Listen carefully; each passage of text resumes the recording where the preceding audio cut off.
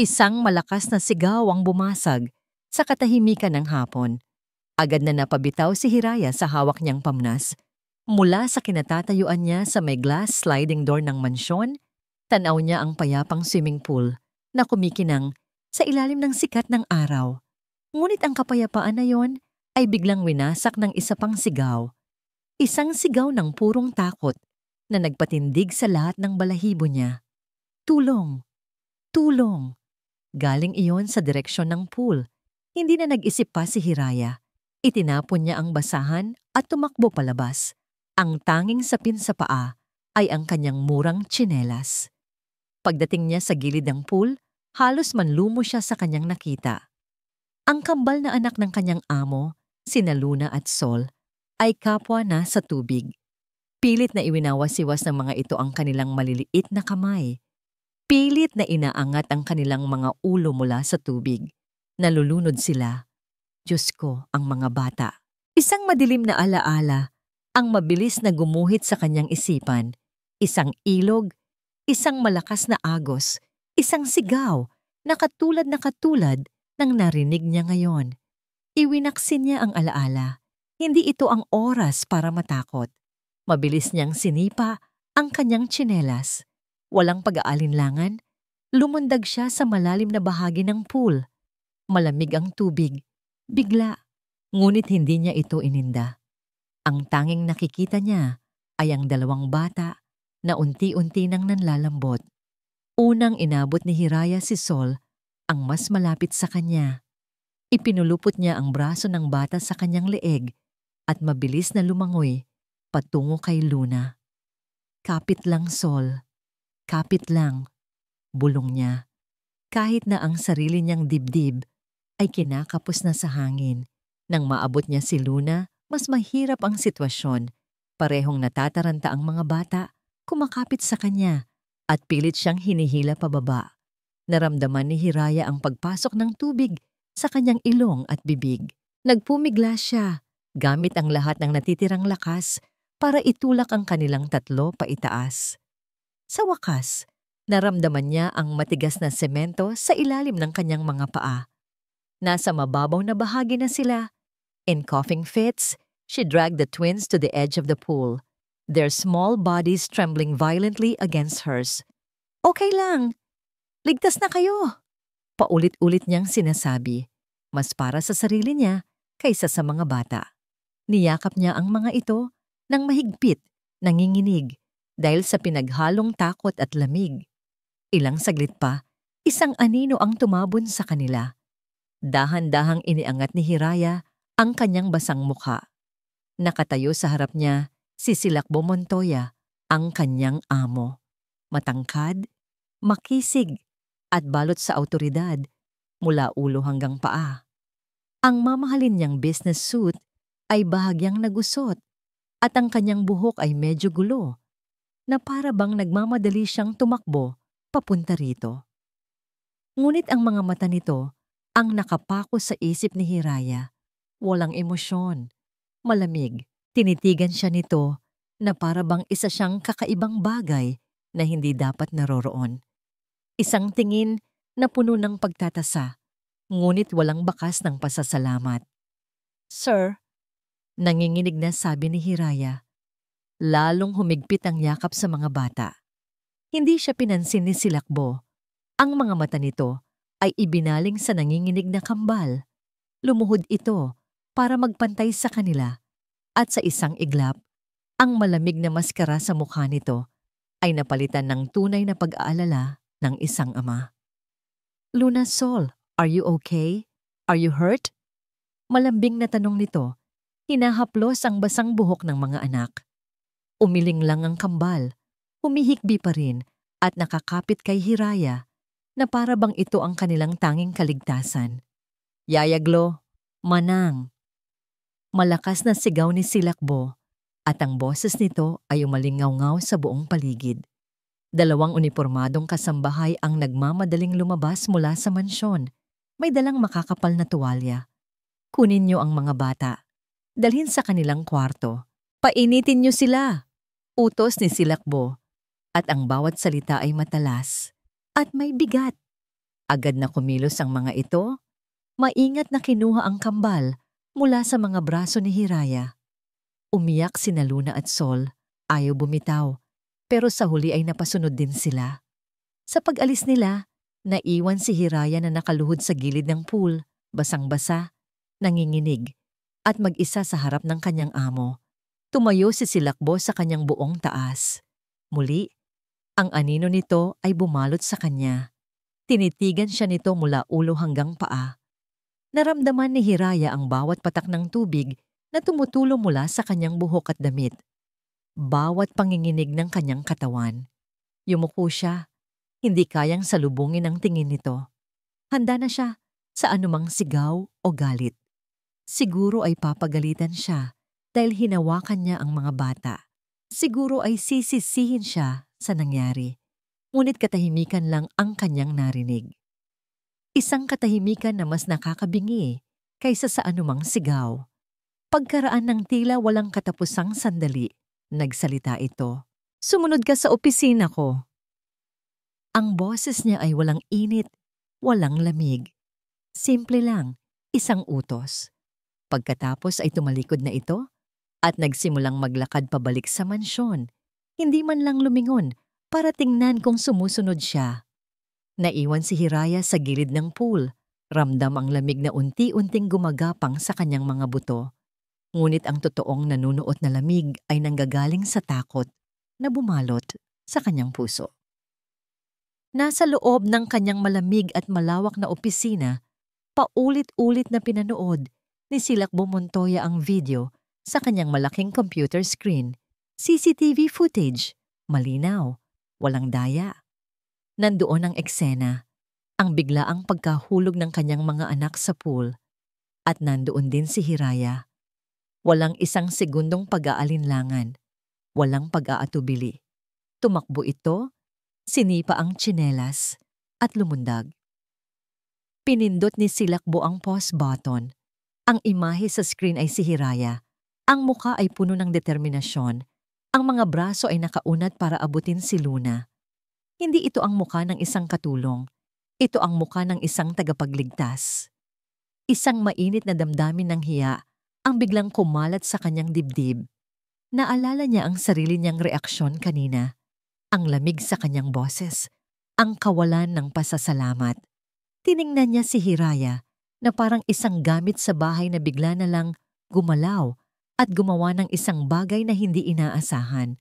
Hindi niya ito nakita bilang isang tao. Napabuntong hininga siya at sumandal sa kanyang upuan. Sanay siyang kontrolado ang lahat. Ang kanyang kumpanya, ang kanyang bahay, ang kanyang buhay. Ang nangyari kanina ay isang paglabag sa kaayusang yun. Isang bagay na hindi niya naplano. At ang solusyon ay isang babaeng halos hindi niya kilala.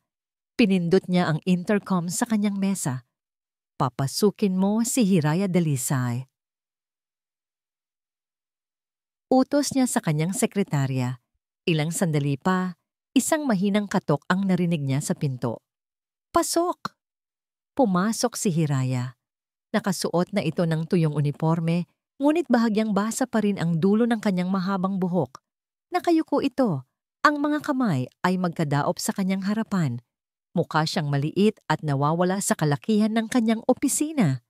Sir, halos pabulong niyang sabi. Itinuro ni Silakbo ang upuan sa harap ng kanyang mesa. Umupo naman si Hiraya sa dulo nito. Hindi man lang sumasayad ang likod. Katahimikan. Hindi alam ni Silakbo kung paano magsisimula. Ang salitang salamat ay parang napakabigat bigkasin. Sa mundo niya, ang pasasalamat ay ipinapakita sa pamamagitan ng pera at posisyon. Ang ginawa mo kanina, panimula niya, pinipilit na maging formal ang boses, ay isang bagay na hindi ko malilimutan. Hindi umimik si Hiraya. Bilang pasasalamat, pagpapatuloy ni Silakbo, mula ngayon, hindi ka na magiging ordinaryong kasambahay. Itataas kita ng posisyon. Ikaw na ang magiging personal na yaya ng kambal. Doble ang sahod.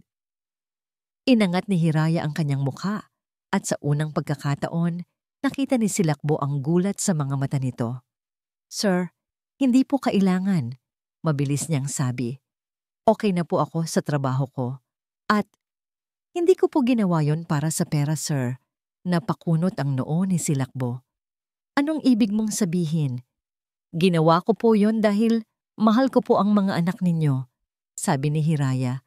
Ang boses ay sinsero at walang bahid ng pagkukunwari. Natigilan si Silakbo. Ang simpleng sagot na yon ay parang isang sampal sa kanyang pagkatao. Lahat ng nakapaligid sa kanya ay kumikilos. Dahil sa pera, sa utang na loob, sa takot. Pero ang babaeng ito ay kumilos dahil sa pagmamahal. Bago pa siya makasagot, bumukas ng malakas ang pinto ng opisina. "Silakbo! My goodness! I heard what happened." Pumasok si Amara del Prado, ang kanyang dating asawa. Balot sa designer na damit, dala ang mamahaling bag. Ang mukha niya ay puno ng pagkukunwaring pag-aalala. Ngunit ang mga mata niya ay matalas at mapanuri. "Amara, what are you doing here?" Malamig na tanong ni Silakbo. "Of course, I came from my daughters," sabi nito, bago na patingin kay Hiraya. Tiningnan niya si Hiraya mula ulo hanggang paa, isang tingin na puno ng paghamak. "At sino naman ito?" "Siya si Hiraya. Siya ang nagligtas sa mga bata," sagot ni Silakbo. May diin sa huling mga salita. Biglang nagbago ang ekspresyon ni Amara. Isang nangiting pilit ang lumabas sa kanyang mga labi. Lumapit ito kay Hiraya. "Oh, really? Well, thank you, I guess," sabi ni Amara. Ang bawat salita ay tumatagos. Habang nakatalikod si Silakbo para sagutin ang isang tawag sa telepono, bahagyang yumuko si Amara palapit kay Hiraya. Ang kanyang ngiti ay nawala. Napalitan ng isang babala. "Huwag mong isipin na espesyal ka," bulong nito. Sapat lang para marinig ni Hiraya. "Katulong ka lang." Pagkatapos ay humarap itong muli kay Silakbo, ang ngiti ay bumalik na. Hindi na narinig ni Hiraya ang sumunod nilang pinag-usapan. Ang tanging umalingaw-ngaw sa kanyang tainga ay ang makamandag na salita ni Amara. Kinagabihan, hindi makatulog si Silakbo. Bumangon siya at naglakad patungo sa kwarto ng kanyang mga anak. Bahagya niyang binuksan ang pinto.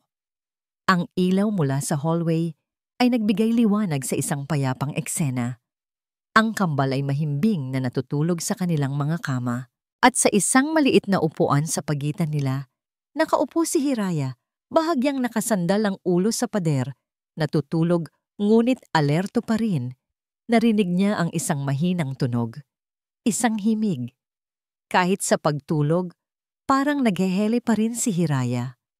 Isang lumang awitin sa probinsya, malambing at puno ng pag-aaruga.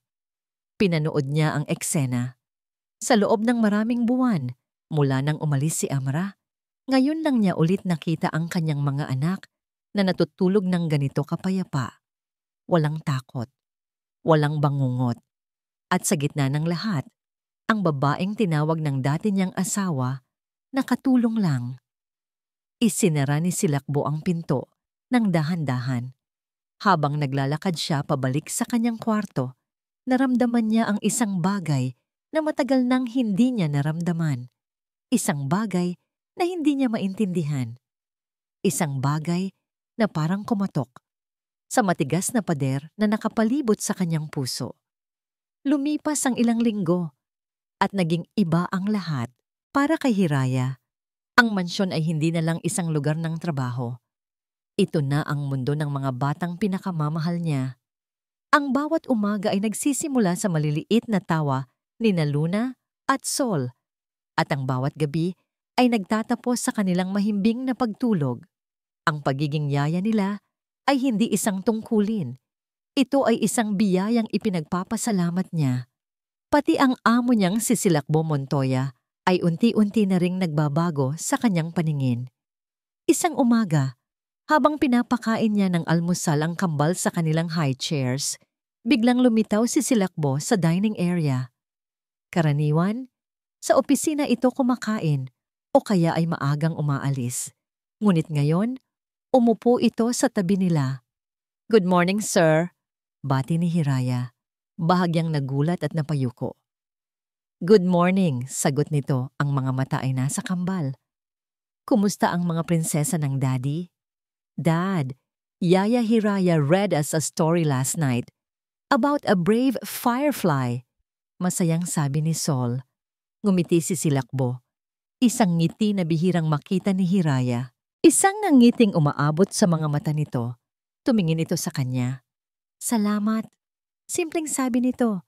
Naramdaman ni Hiraya ang pag-init ng kanyang mga pisngi. "Trabaho ko po yon, sir." Ang mga ganitong eksena ay nagsimulang madalas na mangyari. Minsan, nadadatnan siya ni Silakbo na tinuturuan ng mga bata na magsulat. Minsan naman, nakikita siya nitong matiyagang sinasagot ang walang katapusang bakit ng mga ito. At sa bawat pagkakataon, nakikita ni Hiraya ang isang bagong uri ng tingin mula rito. Isang tingin ng paghanga. Isang hapon, habang nagbabasa siya ng libro para sa kambal sa garden, narinig niya ang boses nito sa kanyang likuran. "Magaling kang magpaliwanag." Napalingon si Hiraya. Gulat. Nakatayo roon si Silakbo, nakapamulsa, nakatingin sa librong hawak niya. "Kanina pa kita pinapanood," sabi nito. "The way you explained the word courage to them, it was simple but profound." Salamat po, sir," nauutal niyang sagot. "Mahilig po talaga akong magbasa." "Halata nga," sabi ni Silakbo. At sa tingin nito, naramdaman ni Hiraya na hindi lang siya isang yaya. Nakikita siya nito. Ang pader sa pagitan nila ay tuluyang gumuho isang gabi. Isang malakas na iyak mula sa kwarto ng kambal ang gumising kay Hiraya. Pagdating niya roon, nakita niyang namumula at pawis na pawis si Luna. Nilalagnat ito ng mataas. Kasunod niyang pumasok sa kwarto si Silakbo. Ang mukha ay puno ng pag-aalala. "Anong nangyari?" tanong nito. Ang boses ay may bahid ng panik. "Mataas po ang lagnat niya, sir," kalmadong sabi ni Hiraya habang kumukuha ng maligamgam na tubig at bimpo. "Kailangan po natin siyang punasan para bumaba ang init." Sa mga sumunod na oras, nawala na ang pagiging amo at katulong. Naging dalawa silang magulang na nag-aalala para sa isang anak. Si Hiraya ang nagbibigay ng instruksyon at si Silakbo ang sumusunod. Kumuha siya ng gamot, nagbantay sa temperatura at matiyagang naghintay sa tabi ni Hiraya. Nang sa wakas ay bumaba na ang lagnat ni Luna at nakatulog na ito ng mahimbing. Pareho silang napaupo sa sahig, pagod ngunit panatag. "Hindi ko alam ang gagawin ko kung wala ka rito," mahinang sabi ni Silakbo, nakatingin sa natutulog na anak. "Kahit sino naman po ay gagawin yon para sa kanila," sagot ni Hiraya. "Hindi," sabi ni Silakbo, at ngayon ay sa kanya na ito nakatingin. "Hindi lahat ay katulad mo, Hiraya." Sa ilalim ng malabong ilaw ng night lamp, nagtama ang kanilang mga mata. Sa sandaling iyon, naramdaman ni Hiraya ang isang bagay na pamilyar at nakakatakot. Isang bagay na parang pag-asa. Kinabukasan, habang naglilinis siya malapit sa opisina ni Silakbo, narinig niyang may kausap ito sa telepono. Ang pinto ay bahagyang nakaawang. "I told you, Amara. Tapos na tayo. Stop calling me." Iritadong sabi ni Silakbo. May isinisigaw sa kabilang linya. Hindi malinaw noong una, ngunit biglang lumakas ang boses ni Amara, puno ng desperasyon at galit. "Wala na akong pakialam. Malaki ang utang ko sa kasino. Kailangan kong mabawi kung ano ang sa akin, Silakbo. Naiintindihan mo ba? Babawiin ko ang dapat sa akin. Kahit anong mangyari."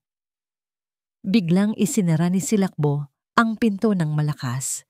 Napatigil sa paggalaw si Hiraya. Ang init na naramdaman niya kagabi ay biglang napalitan ng isang malamig na kaba na gumapang sa kanyang dibdib. Ang mga salita ni Amara ay parang isang masamang pangitain, isang anino na nagbabantang sirain ang mumunting liwanag na nagsisimula palang sumibol sa kanyang puso. Ang amoy ng lumang mantika at usok ng sigarilyo ay kumakapit sa mamahaling damit ni Amara del Prado. Napangiwi siya. Ang karinderyang ito sa isang madilim na eskinita sa Maynila ay impyerno kumpara sa mga fine dining restaurant na dati niyang pinupuntahan kasama si Silakbo. Ngunit ang desperasyon ay nagtutulak sa isang tao na gawin ang mga bagay na kasuklam-suklam. Sa harap niya, si Mang Cardo, isang matandang lalaki na dati nilang katiwala, ay nerbyosong humihigop ng kanyang maruming kape. Tinanggal ito sa trabaho ni Silakbo 2 taon na ang nakalipas dahil sa pagnanakaw. Perpekto. Gaya ng sinabi ko sa iyo sa telepono, Cardo, panimula ni Amara, ang boses ay malamig at kontrolado. Kailangan ko ng tulong mo. Mama Mara, delikado po iyan, sabi ng matanda, umiiwas ng tingin. Mahigpit po si Sir Silakbo. Ngumisis si Amara. Inilabas niya ang isang makapal na sobre mula sa kanyang Hermes bag at dahan-dahan itong itinulak sa ibabaw ng marikit na mesa. 50,000. Down payment. May 100,000 ka pa kapag tapos na ang trabaho. Nakita niya ang biglaang pagkinang sa mga mata ni Cardo. Alam niyang nakuha na niya ito. Ano po ba ang ipapagawa ninyo? Simple lang, sabi ni Amara, bahagyang yumuko. May isang katulong doon, isang probinsyana, Hiraya ang pangalan. Kailangan nating tanggalin siya. Inilatag niya ang plano. Ang pagnakaw sa kwintas na diamante ng yumaong ina ni Silakbo, isang bagay na alam niyang napakahalaga para dito. At pagkatapos, ang paglalagay nito sa mga gamit ng kawawang si Hiraya. Alam ko kung nasaan ang duplicate key ng safe sa study. Sa ilalim ng pinakamakapal na libro sa estante, paliwanag ni Amara. Gagawin mo ito sa Sabado. May maliit na salo-salo sa garden. Lahat ay abala. Walang makakapansin sa'yo. Napatango-tango si Cardo. Ang takot sa kanyang mukha ay napalitan na ng kasakiman. Ang lason ay naibigay na. Kailangan na lang hintayin ang epekto nito. Pag-uwi sa kanyang malawak ngunit malungkot na condominium unit, itinapon ni Amara ang kanyang bag sa sofa. Ang lugar ay malinis, moderno, ngunit walang buhay, walang init ng isang tahanan. Kinuha niya ang isang naka-frame na litrato sa side table. Kuha yon noong kasal pa sila ni Silakbo. Masaya at tila perpekto. Haplusin sana niya ang mukha ni Silakbo sa litrato. Ngunit ang biglang pumasok sa isip niya ay ang mukha ni Hiraya. Ang mukha nito noong araw sa pool, basang-basa, yakap-yakap ang kanyang mga anak, tinitingala si Silakbo na may kung anong klase ng pagsamba sa mga mata. Isang nag-aalab na galit ang biglang sumabog sa kanyang dibdib. Sa isang iglap, ibinalibag niya ang picture frame sa pader. Nabasag ito, kumalat ang bubog sa sahig. Isang maliit na piraso ang tumalsik at gumuhit ng hiwa sa kanyang kamay. Tinitigan niya ang dugo na unti-unting pumapatak sa puting carpet. Akin lang siya, isip niya. Ang mga daliri ay nagkuyom. Akin lang dapat ang lahat ng yon. Ang mansyon, ang pangalan, ang mga bata. Si Silakbo. Dumating ang araw ng Sabado. Maghapon ay hindi mapakali si Amara. Palakad-lakad siya sa kanyang sala. Hawak ang telepono. Bawat minuto ay tinitingnan ng oras.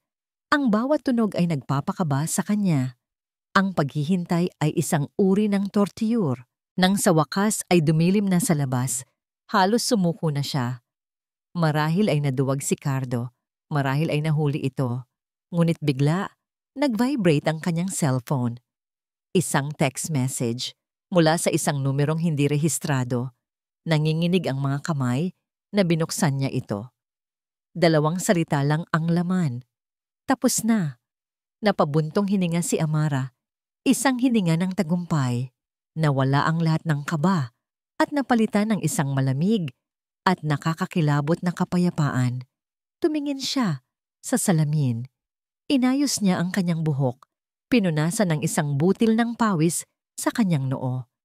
Pagkatapos ay kinuha niya ang kanyang telepono, hinanap ang pangalan ni Silakbo sa kanyang contacts.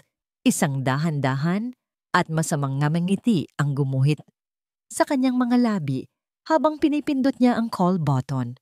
Oras na para simulan ang drama. Isang kakaibang kapayapaan ang bumalot kay Silakbo habang siya'y nagtatrabaho sa kanyang opisina. Mula nang maging yaya si Hiraya, gumaan ang takbo ng lahat sa mansyon. Mas masaya ang mga bata, mas tahimik ang bahay.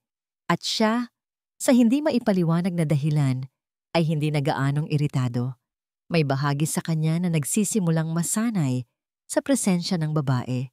Biglang tumunog ang kanyang private line, isang tunog na bumasag sa katahimikan. Nakita niya ang pangalan ni Amara sa screen.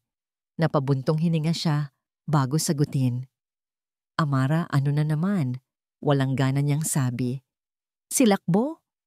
Ang boses sa kabilang linya ay hindi galit o nangaaway.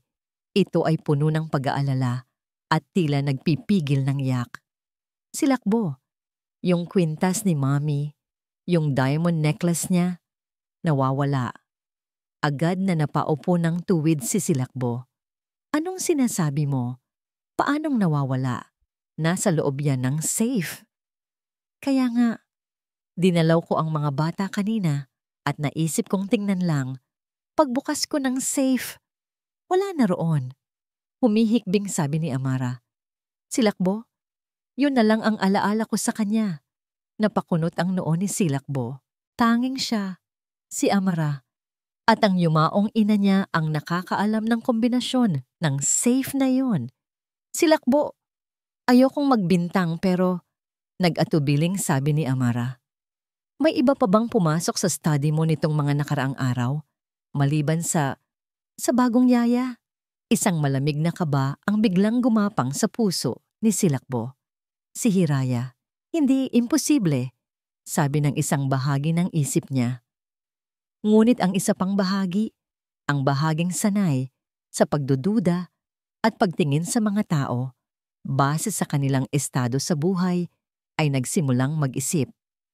Tatawagan kita ulit, sabi ni Silakbo at ibinaba ang telepono. Tinawag niya ang pinuno ng mga kasambahay, si Manang Celia. Halukayin niyo ang kwarto ni Hiraya. Utos niya, ang boses ay matigas at walang emosyon. Pero sir, nag-aalangang sabi ni Manang Celia, gawin mo ang sinabi ko. Makalipas ang 15 minuto na parang habang buhay, bumalik si Manang Celia kasama si Amara na umiiyak sa likod nito. Hawak ni Manang Celia ang isang maliit na kahon na yari sa kahoy. Ang kahon ni Hiraya. Nahanap po namin ito sa ilalim ng kanyang kama. Sabi ni Manang Celia at dahan-dahang binuksan ang kahon. Sa loob, sa ibabaw ng ilang nakatuping liham, naroon ang kwintas, kumikinang. Isang maningning na patunay ng isang kasalanang napakabigat. Naramdaman ni Silakbo ang pagsikip ng kanyang dibdib.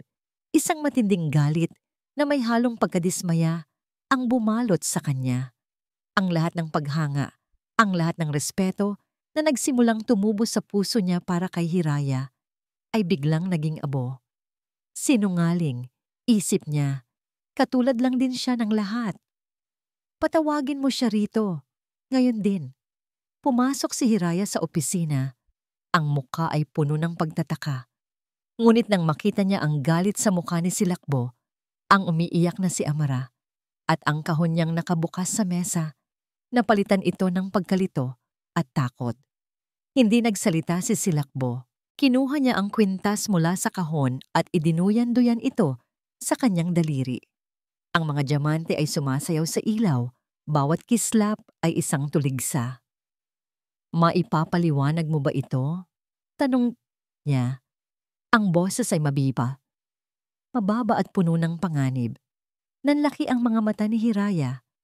Napatingin siya sa kwintas, tapos kay Silakbo, tapos kay Amara na nakatayo sa isang sulok, nagpapanggap na biktima, ngunit may munting ngiti ng tagumpay sa gilid ng labi na si Hiraya lang ang nakapansin. Sir, Hindi, hindi po sa akin yan. Nauutal na sabi ni Hiraya. Hindi ko po alam kung paano yan napunta dyan. Huwag ka nang magsinungaling. Sigaw ni Silakbo. Ang galit niya ay sumabog na. Akala ko iba ka. Pinagkatiwalaan kita. Pinagkatiwalaan ka ng mga anak ko. At ito ang isusukli mo? Pagnanakaw? Ang bawat salita ay parang isang punyal na tumatarask sa puso ni Hiraya. Ang akusasyon, ang kawalan ng tiwala. Ito ang bangungot ng kanyang ama na nangyayari ulit sa kanya. Naramdaman niya ang pag-init ng kanyang mga mata. Tumulo ang isang butil ng luha sa kanyang pisngi. Tumingin siya ng diretso sa mga mata ni Silakbo, hindi na para magmakaawa, kundi para alam ang sakit na nararamdaman niya. Hindi ko po ninakaw yan, sabi niya. Ang boses ay basag, ngunit may dignidad. Pero kung yan po ang tingin niyo sa akin, wala na akong masasabi. Ang katahimikan sa kanyang sagot, ang pagtanggap sa kanyang sinapit, ang lalong nagpagalit kay Silakbo. Para sa kanya, iyon ay isang pag-amin. Umalis ka sa pamamahay ko. Ang sigaw niya ay umalingaw-ngaw sa buong opisina, sa buong mansyon, at bumasag sa lahat ng natitirang pag-asa sa puso ni Hiraya. Ang mga salitang yon ay tumagos sa pandinig ni Hiraya, ngunit tila ilang segundo bago ito tuluyang bumaon sa kanyang puso. Umalis ka sa pamamahay ko. Hindi na niya pinansin si Amara na may mapanuyang ngiti sa likod ni Silakbo. Hindi na niya pinansin ang tingin ng awa at chismis mula kay Manang Celia. Ang tanging nakikita niya ay ang galit sa mga mata ng lalaking nagsimula na niyang pagtiwalaan. Tumalikod siya ng walang imik. Bawat hakbang palayo sa opisina ay parang may bigat na 1,000 kilo. Habang naglalakad siya sa pasilyo patungo sa kanyang maliit na silid, ramdam niya ang mga tingin ng ibang kasambahay. Ang iba'y may awa, ang iba'y may paghusga. Ang mga bulungan ay parang mga bubuyog na umuugong sa kanyang tainga. Nagnakaw daw. Sayang, mukha pa namang mabait. Sinabi ko na nga ba, hindi mapagkakatiwalaan. Pagpasok sa kanyang kwarto, isinara niya ang pinto at sumandal dito. Doon na tuluyang bumuhos ang mga luhang kanina pa niya pinipigilan. Tahimik siyang umiyak. Ang mga kamay ay nakatakip sa kanyang bibig. Ayaw niyang gumawa ng anumang ingay. Ang sakit ay hindi dahil sa pagkawala ng trabaho. Ang sakit ay dahil sa nasirang tiwala. Nagsimula siyang mag-impake. Ang iilang damit ay maingat niyang tinupi at inilagay sa kanyang luma at Repsol na bag. Bawat gamit ay may kaakibat na alaala. Ang librong ibinigay sa kanya ni Luna. Ang drawing ng isang masayang pamilya na iginuhit ni Sol. Kinuha niya ang mga ito at niyakap ng mahigpit. Ito na lang ang tanging yaman na dadalhin niya. Nang bubuksan na niya ang pinto para umalis, isang maliit na boses ang tumawag sa kanya. Yaya Hiraya? Aalis ka po? Nakatayo sa labas ng pinto sina Luna at Sol. Ang kanilang mga mukha ay puno ng pagkalito. Lumuhod si Hiraya para magpantay sa kanila. Pilit nang ngumingiti, kahit na ang puso niya ay durog na durog. Kailangan nang umuwi ni Yaya. Mga mahal, sabi niya. Ang boses ay nanginginig. Babalik ka po, di ba? Tanong ni Luna. Ang mga mata ay nagsisimula ng mamasa. Hinaplos ni Hiraya ang kanilang mga pisngi. Magpakabait kayo palagi, ha? Mahal na mahal kayo ni Yaya. Hindi na niya masagot ang tanong. No, don't go. Humikbi si Sol at bigla siyang niyakap nito ng mahigpit. Sinundan ni Luna. Ang maliliit nilang braso ay kumapit sa kanya na parang ayaw siyang pakawalan. Sa sandaling iyon, halos gusto nang sumigaw ni Hiraya. Gusto niyang sabihin ang totoo. Ngunit para saan pa? Hinatulan na siya. Isang kasambahay ang lumapit at pilit na kinuha ang mga bata. Humagulgol ang kambal, tinatawag ang kanyang pangalan. Ngunit si Hiraya ay tumalikod na at naglakad palayo. Bawat sigaw nila ay isang karayom na tumutusok sa kanyang likod. Paglabas niya ng mansyon, doon nagsimulang bumuhos ang ulan. Malalaking patak, malamig, na parang ang langit ay nakikidalamhati sa kanya. Hindi siya nagdala ng payong. Naglakad lang siya palabas ng malaking gate. Ang ulan ay bumabasa sa kanyang buhok at damit, humahalo sa kanyang mga luha. Naglakad siya ng walang tiyak na direksyon hanggang sa makarating sa sakayan ng bus. Sumakay siya sa unang bus na paprobinsya. Umupo siya sa tabi ng bintana. Pinanood ang mga ilaw ng syudad na unti-unting lumalabo dahil sa ulan at sa kanyang mga luha. Ang kanyang cellphone ay nasa loob ng kanyang bag, ngunit hindi niya ito kinuha. Maya-maya, naramdaman niyang nag-vibrate ito ng isang beses bago tuluyang namatay. Low battery. Napasandal siya sa bintana. Pinikit ang kanyang mga mata. Mag-isa. Basang-basa. Walang pera. Maliban sa kakarampot na sahod na natira. At isang pusong basag na basag. Ang gabi ay madilim. Ang ulan ay malakas. At sa pag-alis ng bus palayo sa Maynila, naramdaman ni Hiraya na lahat, ang kanyang trabaho, ang kanyang dignidad, ang kanyang munting pag-asa ay tuluyan ng nawala. Pagpasok pa lang ni Don Mateo Montoya sa malaking pinto ng mansyon, naramdaman na niya agad. May mali. Isang buwan siyang nawala para sa isang business trip sa Europa. Karaniwan, sasalubungin siya ng ingay at tawanan ng kanyang mga apo sa tuhod, sina Luna at Sol. Ngunit ngayon, ang tanging sumalubong sa kanya ay isang kakaibang katahimikan. Maging ang mga kasambahay ay tila naglalakad sa ibabaw ng mga itlog. Ang mga ngiti ay pilit at ang mga kilos ay maingat. Nasaan ang mga bata? Tanong niya sa sumalubong na si Manang Celia. Nasa kanilang silid po, Don Mateo. Nagpapahinga. Sagot nito, umiiwas ng tingin. Ang sagot na yon, ang lalong nagpakutob sa kanya. Hapon pa lang, hindi oras ng pagpapahinga ng mga bata.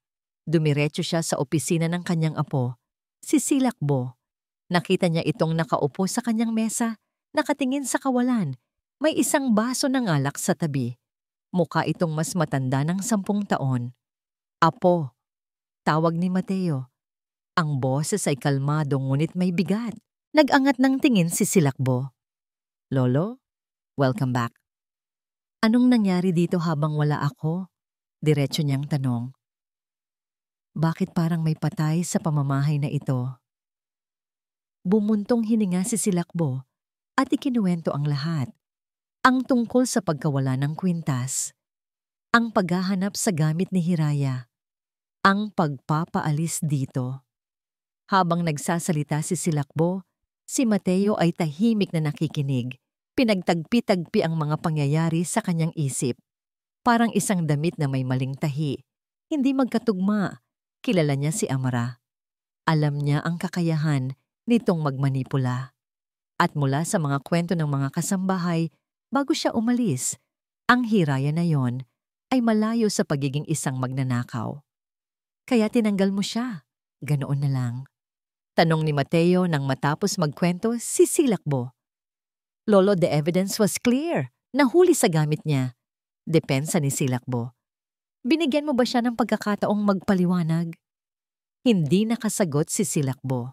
At sino ang unang nakatuklas na nawawala ang alahas? Muling tanong ni Mateo. Si Amara. Tumango si Mateo na para bang kinumpirma lang nito ang kanyang mga hinala. Nakikita ko. Hindi na siya nakipagtalo pa. Alam niyang sarado ang isip ng kanyang apo kapag galit. Sa halip, kinagabihan, kinamusta niya si Manang Celia sa kusina. Manang, malungkot ba ang kambal? Tanong niya habang nagtitimpla ng tsaa. Napayuko ang matandang kasambahay. Sobra po, Don Mateo. Lagi po nilang hinahanap si Hiraya. Minsan po ay ayaw kumain. Iba po talaga mula nang mawala siya. Ano ba ang huling naalala mo noong araw na yon, bago nalaman na nawawala ang kwintas? Nag-isip si Manang Celia. Ang naalala ko po, kararating lang ni Ma'am Amara noon. Pumunta siya sa garden kung nasaan ang mga bata. Mga ilang minuto lang po, bigla na siyang sumigaw papunta sa opisina ni Sir. Kumislot ang isang bagay sa isip ni Mateo. Ang safe ay nasa opisina, pero si Amara ay galing sa hardin. Bakit niya iisiping tingnan ang safe ng ganoong oras? May mali. Sigurado siya. Kinabukasan, tumayo siya sa kanyang bintana sa ikalawang palapag. Tanaw mula roon ang buong property, pati na ang katabing mansyon ng kanilang kapitbahay, ang mga De Villa. Naalala niya, sa huling pag-uusap nila ni G. De Villa, ipinagmalaki nito ang bago nitong high-tech security system. Maraming CCTV camera, at ang isa sa mga yon ay nakatutok mismo sa pader kung nasaan ang side gate ng kanilang mansyon. Isang gate na bihirang gamitin, maliban ng mga hardinero o ng sino mang gustong pumasok ng hindi napapansin. Kinuha niya ang kanyang telepono at tinawagan ang kanyang matalik na kaibigan, isang retiradong abogado. "Arturo, kailangan ko ng pabor," sabi niya. "May CCTV footage na kailangan kong makuha mula sa mga De Villa. Kailangan kong makita ang record ng buong araw. Eksaktong 3 linggo na ang nakalipas." Tahimik lang siyang nakinig sa sagot ng kaibigan. Pagkatapos, tumingin siyang muli sa labas ng bintana. Ang kanyang mga mata ay matalas at puno ng determinasyon. Ang katotohanan ay mailap, pero hindi ito marunong magtago ng matagal. At hahanapin niya ito para na rin sa kapakanan ng kanyang pamilya at sa katarungang ipinagkait sa isang inosenteng babae. Ilang buwan na ang lumipas, ngunit ang mansyon ay nanatiling balot sa isang malamig na katahimikan. Para kay Silakbo, ang bawat araw ay isang paulit-ulit na paggising sa isang bahay na walang buhay. Ang mga tawa ng kanyang mga anak ay naging bihira. Ang kanilang mga mata ay laging malungkot. At si Hiraya, ang pangalan niya ay naging isang multo sa kanyang isipan, isang paalala ng isang desisyong nagsimula na niyang pagdudahan. Isang gabi, habang dumadaan siya sa pasilyo, napahinto siya sa tapat ng dating silid ni Hiraya. Bukas ang pinto, walang laman. Tanging ang amoy ng kalungkutan ang naiwan. Isang pakiramdam ng panghihinayang ang biglang kumurot sa kanyang puso. Isang pakiramdam na mabilis niyang iwinaksi. She was a thief. Pilit niyang sinasabi sa sarili. She deserved it. Ngunit kahit anong pilit niya, hindi na kasing tigas ng dati ang kanyang paniniwala. Kinabukasan, habang tinutulungan niyang magbihis si Sol para sa eskwela, bigla itong nagsalita sa isang maliit at malungkot na boses. "Dad, kailan babalik si Yaya Hiraya?" Ang simpleng tanong na yon ay parang isang suntok sa sikmura ni Silakbo. Tumingin siya sa kanyang anak, sa mga mata nitong puno ng inosenteng pag-asa at wala siyang mahanap na sagot. Isang matinding kirot ang kanyang naramdaman. Ang galit niya noon ay unti-unti nang natatabunan ng isang lumalaking pagsisisi. Tila naramdaman ng kanyang lolo ang kanyang pinagdadaanan. Nang hapong yon, tinawag siya nito. "Silakbo, halika sa opisina ko. May kailangan kang makita." Pagpasok niya sa opisina, ang mismong lugar kung saan niya hinatulan si Hiraya, nakita niya ang kanyang lolo Mateo na seryosong nakaupo sa harap ng laptop nito. Walang imik, itinuro nito ang upuan sa tabi niya. "Panoorin mo ito," sabi ni Don Mateo, at pinindot ang play. Ang video ay malabo at kuha mula sa malayo. Ngunit malinaw na tanaw ang side gate ng kanilang mansyon. Nakita ni Silakbo ang petsa at oras sa sulok ng screen. Iyon ang eksaktong araw na nawala ang kwintas. At sa video, isang pamilyar na anino ang palihim na pumasok sa gate. Si Mang Cardo. Ang katiwalang tinanggal niya dahil sa pagnanakaw. Napakuyom ang kamao ni Silakbo. "Anong ginagawa niya rito?" "Manood ka lang," mahinahong sabi ng kanyang lolo. Pinanood niya habang si Cardo ay maingat na nagtago sa likod ng mga halaman, naghintay ng tamang tiyempo, at pagkatapos ay pumasok sa loob ng bahay sa pamamagitan ng pinto sa kusina na laging nakabukas. Pagkaraan ng halos 20 minuto, lumabas itong muli, nagmamadali at palingalinga bago tuluyang nawala sa labas ng gate. Hindi lang yan, sabi ni Don Mateo at binuksan ang isa pang video file. Nakiusap ako sa IT department natin na i-recover ang lahat ng deleted files mula sa ating CCTV system. Mahirap, pero nagawa nila. Ito ang footage mula sa camera sa tapat ng pool noong araw na nalunod ang kambal. Kumunot ang noo ni Silakbo habang pinapanood ang pamilyar na eksena. Nandoon ang kanyang mga anak na naglalaro sa gilid ng pool, ngunit may isang detalye siyang hindi napansin noon dahil ang tanging tiningnan niya ay ang paglundag ni Hiraya. Isang babae ang pumasok sa frame, si Amra. Nakita niya itong nakikipagtalo sa isang tao sa telepono. Ang muka ay puno ng galit. Sa isang biglaang pagsabog ng bagsik, malakas nitong sinipa ang isang malaking paso ng halaman sa gilid ng pool.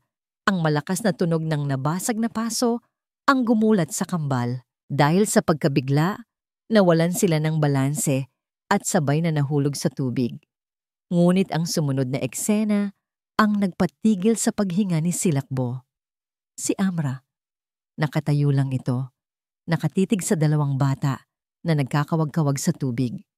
1 segundo, 2, 3 mahalagang segundo. Hindi ito gumalaw, hindi ito sumigaw, tila paralisado sa pagkabigla o sa takot. At pagkatapos, mula sa kabilang bahagi ng screen, isang mabilis na anino ang tumakbo at lumundag sa pool. Si Hiraya. Pinindot ni Don Mateo ang pause. Ang screen ay nag-freeze sa imahe ni Amara na nakatayo lang habang nasa panganib ang sarili niyang mga anak. Napatayo si Silakbo. Ang pagsisisi na nararamdaman niya kanina ay walang-wala kumpara sa nag-aalab na galit at pandidiri na bumalot sa buong pagkatao niya ngayon. Ang lahat ay kasinungalingan. Ang pagnanakaw, ang pag-aalala. Lahat ay isang palabas. Hindi lang niya hinusgahan ng mali ang isang babaeng walang kasalanan. Hindi lang niya ito ipinahiya at itinaboy. Pinagkatiwalaan niya at pinaniwalaan ng isang taong hinayaan ang kanilang mga anak na malagay sa bingit ng kamatayan. Isang malakas na dagok ang pinakawalan niya sa kanyang mesa. Ang tunog ay umalingaw-ngaw sa buong silid kasabay ng isang sigaw na puno ng galit at pagsisising walang katapusan. Amara, ang galit ay isang lason na mabilis kumalat sa ugat ni Silakbo. Hindi na siya nag-isip. Kinuha niya ang susi ng kanyang kotse at ang laptop ng kanyang lolo. Bawat hakbang niya palabas ng mansyon ay mabigat at may tiyak na patutunguhan. Ang biyahe papunta sa kondominium ni Amara ay mabilis at mapanganib. Ang mga busina ng ibang sasakyan ay tila walang epekto sa kanya. Ang tanging nakikita niya sa kanyang isipan ay ang paulit-ulit na imahe mula sa video, ang pagbagsak ng kanyang mga anak sa tubig, at ang walang emosyong mukha ni Amara habang pinapanood sila. Hindi na siya kumatok. Ginamit niya ang sarili niyang duplicate key para buksan ang pinto ng unit ni Amara.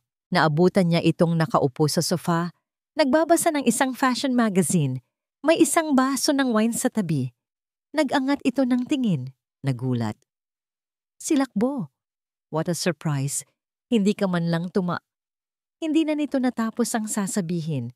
Inilapag ni Silakbo ang laptop sa coffee table sa harap nito at binuksan. Walang salitang namutawi sa kanyang bibig. Pinindot niya lang ang play. Unang video, si Mang Cardo, palihim na pumapasok sa mansyon. Nawala ang nangiti sa mukha ni Amara. Ano iyan? Isang lumang video ng katiwala mong magnanakaw? Hindi sumagot si Silakbo. Pinindot niya ang susunod na video. Ang eksena sa pool, ang pagsipa sa paso, ang pagkagulat ng kambal, ang pagkahulog nila. Biglang namutla si Amara. Saan mo nakuha yan? That's edited. Siraulo ka ba? Muli, hindi umimik si Silakbo. Hinayaan niyang magpatuloy ang video. At doon, ang pinakamatinding ebidensya, Ang 3 segundong panunood lang ni Amara habang nalulunod ang sarili niyang mga anak. Sinungaling!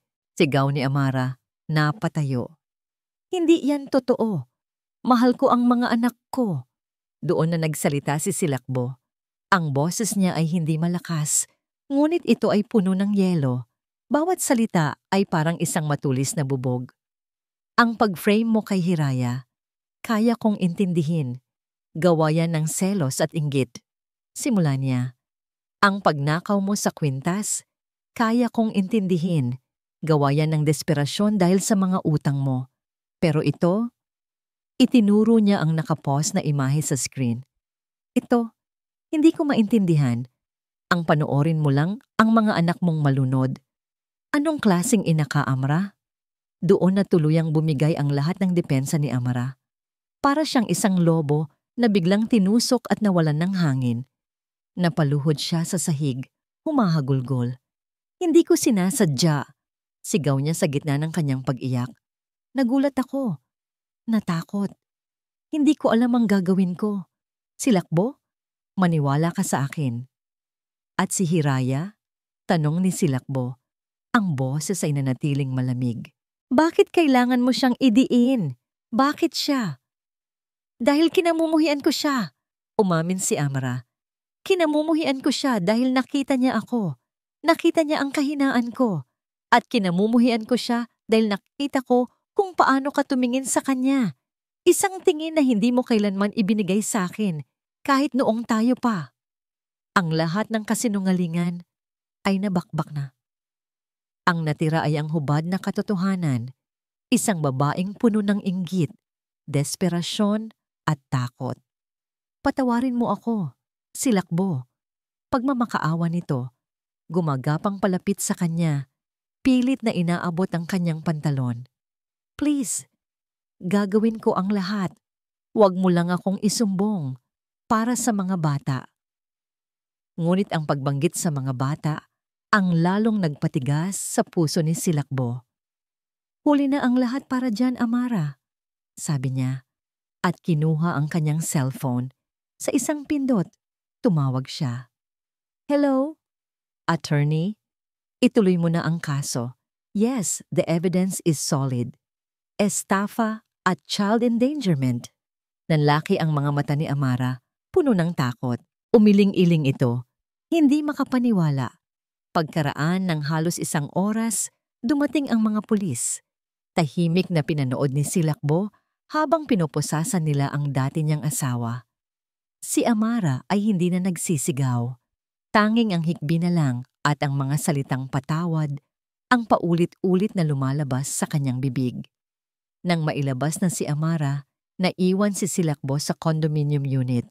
Napaupo siya sa sofa sa gitna ng katahimikan. Nakamit na ang hustisya.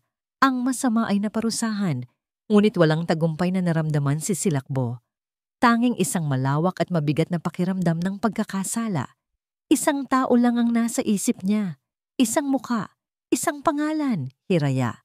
Kinuha niyang muli ang kanyang telepono, ngunit sa pagkakataong ito, hindi abogado niya ang tinawagan. Hello? I need to hire a private investigator, sabi niya. I need you to find someone for me. Her name is Hiraya Dalisay. Hanapin niyo siya, kahit saang sulok pa ng Pilipinas. Pagkatapos ng tawag, napatitig siya sa labas ng bintana, sa madilim na kalangitan ng Maynila. Ang pagbagsak ni Amara ay tapos na. Ngayon, ang mas mahirap na bahagi ay magsisimula. Ang paghahanap sa babaeng sinaktan niya ng lubos at ang pagsisikap na makuha ang isang bagay na alam niyang hindi siya karapat-dapat. Ang kapatawaran nito. Ilang linggo siyang naghintay, bawat araw ay isang pagdurusa. Hanggang sa isang hapon, tumunog ang kanyang telepono. Ang private investigator. Sir, nahanap na po namin siya. Nasa isang maliit na klinika sa probinsya ng Laguna. Sa isang iglap, naramdaman ni Silakbo ang isang bagay na matagal na niyang hindi naramdaman. Pag-asa. Halos 1 taon na ang lumipas. Para kay Hiraya Dalisay, ang 1 taon na yon ay parang isang buong buhay. Ang sakit ng nakaraan ay hindi pa rin tuluyang nawawala. Ngunit natutunan na niyang gawin itong isang uling na nagbigay ningas sa kanyang determinasyon.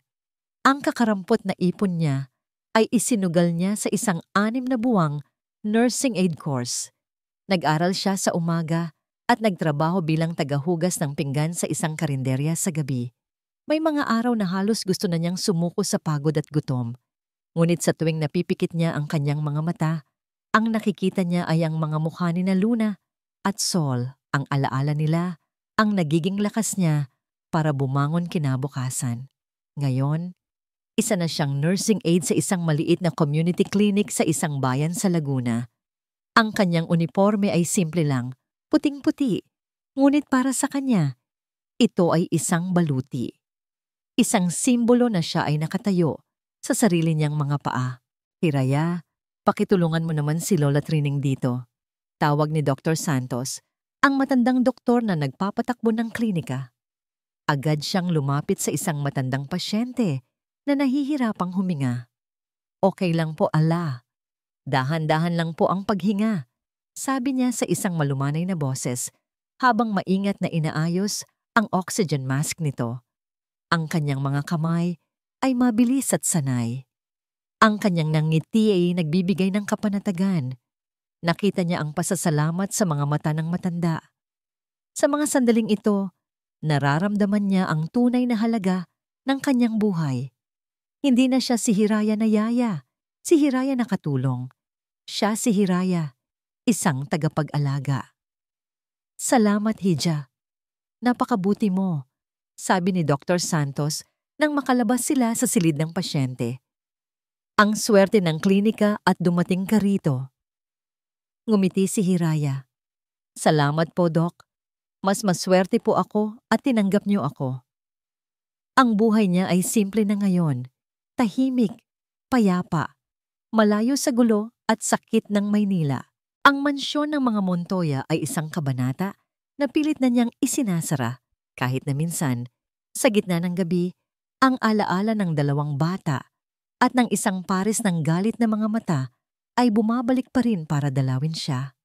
Isang hapon, habang abala siya sa pag-aayos ng mga gamot sa dispensary, isang tunog ang pumukaw sa atensyon ng lahat sa labas ng klinika.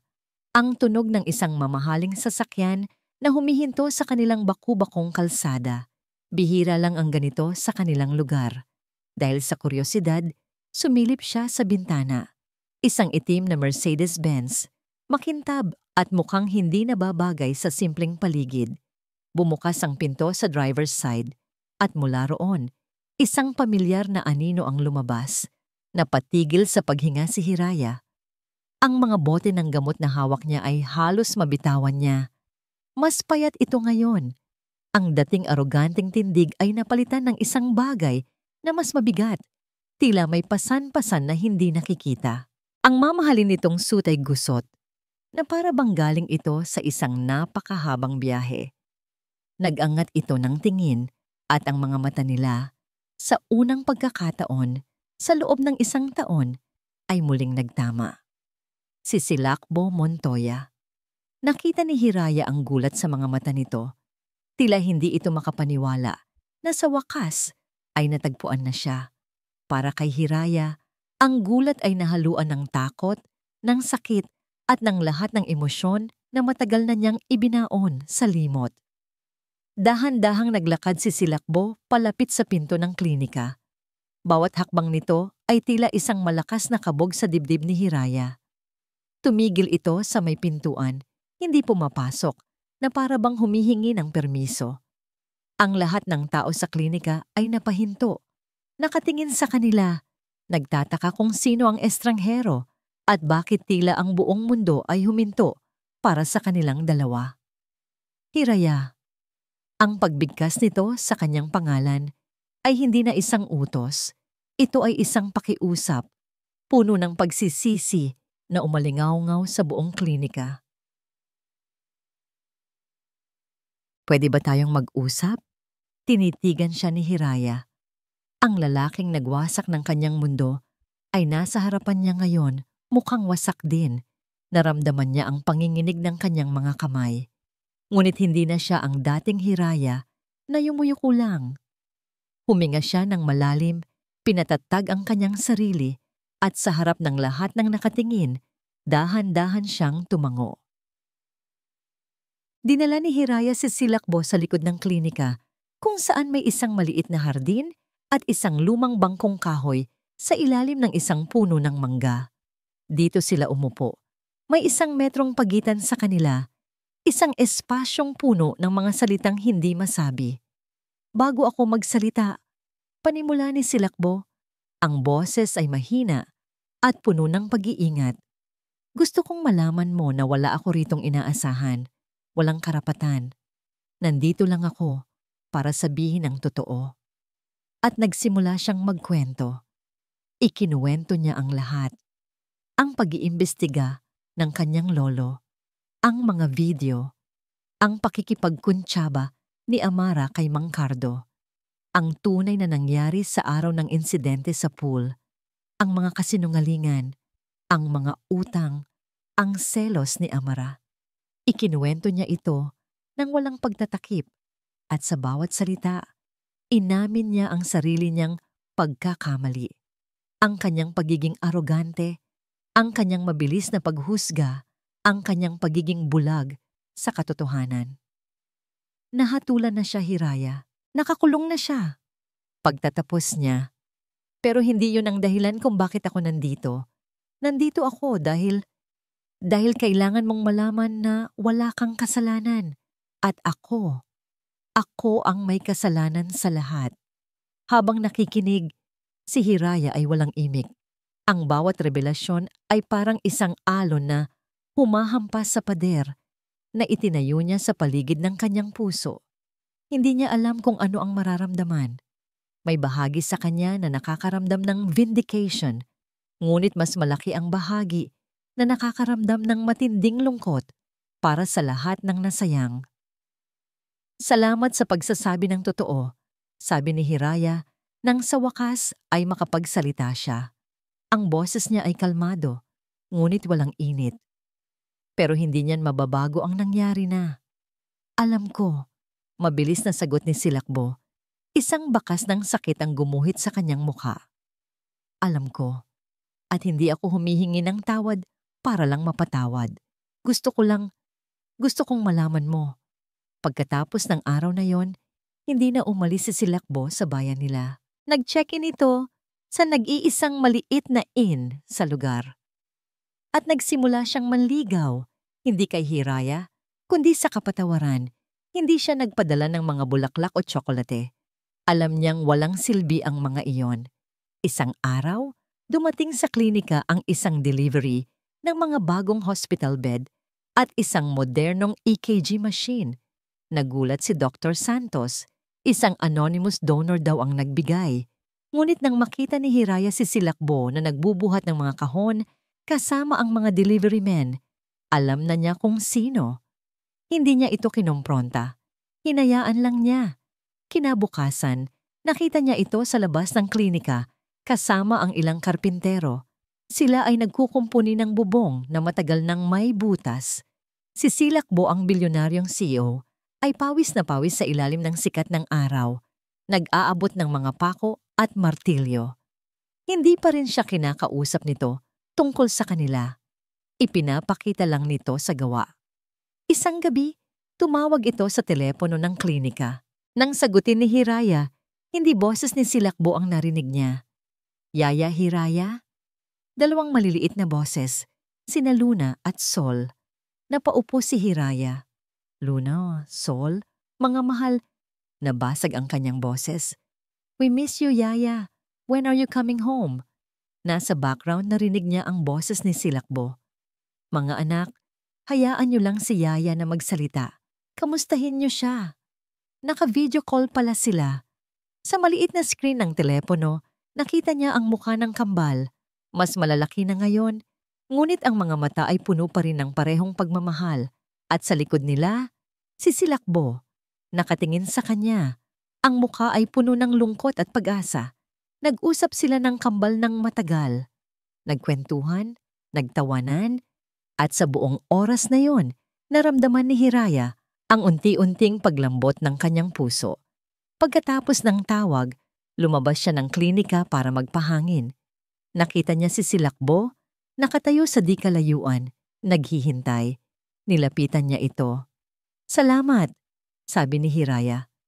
"Sa tawag." "Namimiss ka na talaga nila," sagot ni Silakbo. "Ako rin." Ang huling dalawang salita ay halos pabulong lang, ngunit sapat na para marinig ni Hiraya. Tumingin si Hiraya sa kalangitan, sa mga bituin na nagsisimulang lumitaw. Ilang linggo na niyang pinapanood ang mga ginagawa ni Silakbo. Nakikita niya ang pagbabago, ang pagpapakumbaba, ang sinseridad, ang galit sa kanyang puso ay matagal nang napalitan ng pagod. Pagod na siyang magdala ng bigat. "Bukas," sabi niya, hindi nakatingin dito. "Mag-usap tayo sa tabi ng lawa." Nakita niya sa gilid ng kanyang mata ang pag-angat ng ulo ni Silakbo. Isang kislap ng hindi makapaniwalang pag-asa ang sumilay sa mukha nito. Hindi ito nagsalita, marahil sa takot na baka magbago pa ang isip niya. Tumango lang ito. Naglakad si Hiraya pabalik sa loob ng klinika. Ang puso ay mas magaan kaysa dati. Alam niya na ang daan patungo sa pagpapatawad ay mahaba. Ngunit sa kauna-unahang pagkakataon, handa na siyang simulan ng paglalakbay. Ang lawa sa likod ng bayan ay payapa at tahimik sa umaga. Ang sinag ng araw ay sumasayaw sa ibabaw ng tubig. At ang tanging maririnig ay ang huni ng mga ibon at ang marahang paghampas ng alon sa pampang. Dito naghihintay si Hiraya. Nakaupo siya sa isang malaking bato sa tabi ng tubig. Pinapanood ang pagsikat ng araw. Naisip niya ang nakaraang taon, ang sakit, ang hirap, ang pagbangon. Napagtanto niya na ang pagpapatawad ay hindi para sa taong nakasakit sa iyo. Ito ay para sa sarili mo. Isang pagpapalaya sa sarili mula sa bigat ng galit. Hindi na siya ang Hiraya na umalis ng Maynila. Siya ay mas matatag na ngayon, mas buo. At ang pagpapatawad na ibibigay niya ay hindi magmumula sa kahinaan, kundi sa lakas na kanyang natuklasan sa sarili. Maya-maya, narinig niya ang mga yabag sa kanyang likuran. Hindi na siya lumingon. Alam niyang si Silakbo iyon. Tumayo ito sa tabi niya, hindi nagsasalita. Tila binibigyan siya ng lahat ng oras na kailangan niya. Pinanood din nito ang lawa, ang kanilang mga anino ay magkatabi, ngunit hindi magkadikit. Noong una kitang makita ulit, panimula ni Hiraya, ang boses ay kalmado. Ang gusto kong gawin ay sumigaw. Ang isumbat sa iyo ang lahat. Ang saktan ka. Tulad ng pananakit na ginawa mo sa akin. Nakinig lang si Silakbo. Ang muka ay puno ng sakit. Tinatanggap ang bawat salita. Pero habang pinapanood kita nitong mga nakaraang linggo, pagpapatuloy niya at ngayon ay humarap na siya dito. Hindi na galit ang nakikita ko. Ang nakikita ko ay isang taong nagsisisi, isang taong sinusubukang itama ang kanyang mga pagkakamali. Huminga siya ng malalim. Pinapatawad na kita, Silakbo. Nakita niya ang luhang namuo sa mga mata ni Silakbo. Isang luhang hindi nito pinunasan. Hiraya, hindi mo alam kung gaano. Pinapatawad kita, ulit ni Hiraya. Hindi lang para sa'yo, kundi para sa akin. At para sa dalawang bata na walang ibang ginusto kundi ang makitang magkasama ang mga taong mahal nila. Ngumiti si Silakbo. Isang ngiting basag at puno ng pasasalamat. Iyon na ang pinakamagandang regalong natanggap ko sa buong buhay ko. Akala ni Hiraya ay iyon na ang katapusan ng kanilang pag-uusap. Ngunit bigla, dahan-dahang lumuhod si Silakbo sa kanyang harapan sa mamasa-masang lupa. Hiraya, wala akong karapatang hilingin ito. At kung sasabihin mong hindi, maiintindihan ko. Sabi nito, ang boses ay nanginginig. Alam kong hindi ko mabubura ang sakit na naidulot ko. Pero gusto kong gugulin ang bawat araw ng natitira kong buhay para patunayan sa'yo na nagbago na ako, para patunayan na karapat-dapat ako sa'yo. Mula sa kanyang bulsa, hindi isang mamahaling kahon ng singsing ang kinuha nito, kundi isang maliit at simpleng singsing na gawa sa pinilipit na damo. May isang maliit na puting bulaklak sa gitna. Isang bagay na ginawa ng sarili nitong mga kamay. Hindi ko inaalok sa iyo ang yaman ko o ang pangalan ko. Ang inaalok ko ay ang puso ko na natutong magmahal at magpakumbaba dahil sa iyo. Sabi nito, ang mga mata ay nakatitig sa kanya, puno ng sinseridad. Hiraya Dalisay, will you marry me? Hahayaan mo ba akong mahalin ka at ang mga bata at bumuo ng isang pamilya na nakatayo sa pundasyon ng tiwala at pag-asa? Tumulo ang mga luha ni Hiraya. Ngunit sa pagkakataong ito, hindi dahil sa sakit, kundi dahil sa purong kaligayahan. Ang simpleng singsing na damo ay mas makahulugan kaysa sa anumang diamante. Dahan-dahan siyang tumango. Oo, Silakbo, oo. Isinuot ni Silakbo ang singsing sa kanyang daliri. At sa pagtayo nito, niyakap niya si Hiraya ng mahigpit. Isang yakap na naghilom sa lahat ng sugat. Isang yakap na nangako ng isang bagong simula. Makalipas ang ilang buwan, isang simple ngunit masayang kasal ang naganap sa maliit na simbahan sa bayan. Ang mga abay ay sina Luna at Sol. Suot ang kanilang mga puting bestida. Nagahagis ng mga talulot ng bulaklak. Ang pinakamasayang panauhin ay si Lolo Mateo, na may ngiti ng tagumpay sa kanyang mga labi. Pagkatapos ng kasal, sa labas ng klinika, isang bagong sign ang kanilang inilantad. Nakasulat dito, Dalisay Montoya Community Clinic and Hope Center. Magkahawak kamay na pinanood ni Hiraya at Silakbo ang bagong karatula. Ito ang simbolo ng kanilang pag-ibig.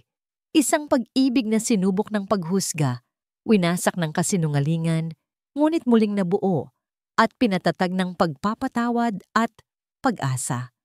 Ang kanilang kwento ay hindi perpekto, ngunit ito ay totoo. At sa pagharap nila, sa bagong kabanata ng kanilang buhay, alam nila na hanggat magkasama sila, kaya nilang lagpasan ang lahat.